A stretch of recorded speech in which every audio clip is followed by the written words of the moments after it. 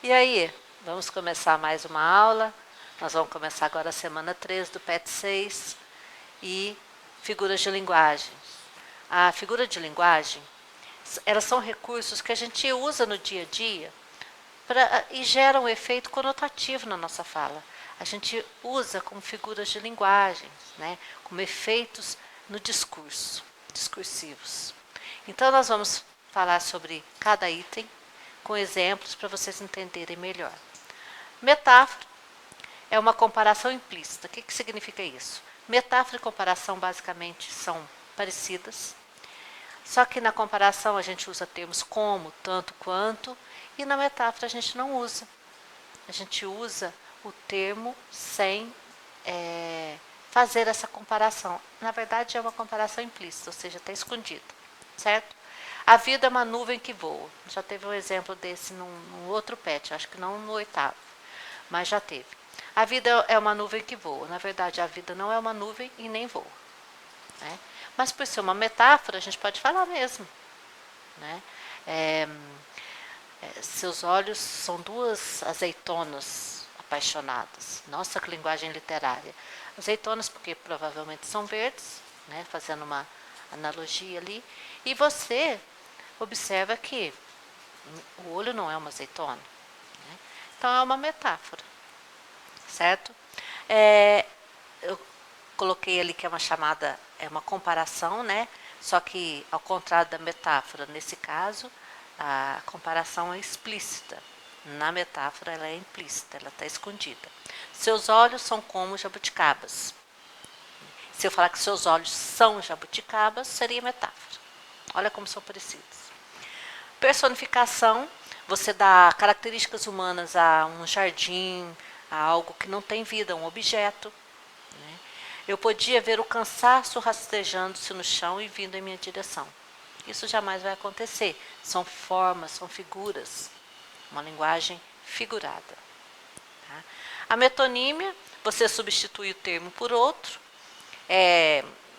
Comeu o prato todo, você não come o prato, você come o que está no prato. Né? Você leu um Machado de Assis. Você leu Machado de Assis, na verdade você tinha que falar o nome do livro, né? E não o nome do autor do livro. Mas isso é uma metonímia, a gente faz isso. A hipérbole é um exagero, a gente fala muito. Eu já te falei 1 milhão de vezes e você não entendeu. Então esse 1 milhão, obviamente, é um exagero. É um uso intencional de uma expressão bem exagerada. Estou morrendo de fome. Eufemismo, você vai suavizar a expressão.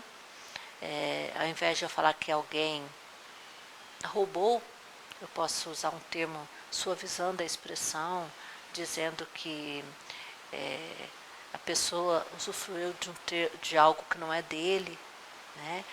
E eu posso falar, ao invés de falar que a pessoa morreu, eu posso falar assim, nossa, fulano abotoou o paletó, fulano partiu dessa para melhor, certo? Então tem vários exemplos. No momento a gente não lembra todos, mas tem muitos. A gente usa muitas figuras de linguagem. A ironia, você diz algo oposto ao que você quer dizer. Então você fala assim, nossa, achava o feio... não, esse é o paradoxo. Cadê? Ironia. Não para de chover. Que ótima ideia vir hoje para a praia. Obviamente não é uma ótima ideia. Nossa, que lindo o seu caderno, todo rasgado. Então é uma ironia. Eu falei que ele está lindo, falando que ele está rasgado. Tá? Já o paradoxo é o que Camões dizia. É um contentamento descontente. É dor que desatina sem doer. Ele usa o paradoxo, que são expressões opostas. Aí está falando, ela achava o feio e bonito ao mesmo tempo. Observe. E a antítese que na mesma frase vai aparecer significados, palavras opostas. Quem ama o feio, bonito lhe parece. Então, feio e bonito é a antítese. Morte e vida. Bom? Agora, na atividade 1, tem um fragmento de uma poesia. Você vai ver que figura de linguagem está presente nessa poesia, no texto 1. Vamos agora ver o texto 2. O texto 2 você vai observar também e vai escrever que figura de linguagem. No texto 3 nós temos uma tirinha, você vai também escrever qual a figura de linguagem que foi utilizada ali. Número 2. Se você precisasse manter os sentidos gerados pelas figuras de linguagem nos textos 1 e 2, mas precisasse mudar as palavras, como ficaria? Como faria? Reescreva os trechos nos quais a figura de linguagem aparece, utilizando outras palavras. Tá bom? Na atividade 2 agora nós vamos falar sobre variação linguística, que são as variações que a língua sofre no decorrer de uma região, de um tempo, de um espaço, né? Pode ser pela idade, sexo, a classe social, o tempo, né? O contexto, porque nós empregamos a fala em diferentes situações.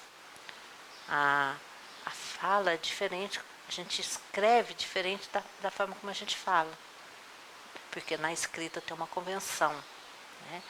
Então, a linguagem ela pode ser formal, aquela culta, ou ela pode ser coloquial, que é informal, que a gente usa assim, sem se preocupar, né? É mais descontraída. Existe a linguagem poética, existe a linguagem técnica, usada por profissionais de várias funções, né? E a científica, a regional e outras. Então, você vai ler essa tirinha e vai responder a questão. Tá bom? Número 1. Que tipo de linguagem foi utilizada pelo personagem da tirinha? Ah, mas professora, como que eu vou saber? Quando você ler a tirinha, você vai identificar. Questão 2.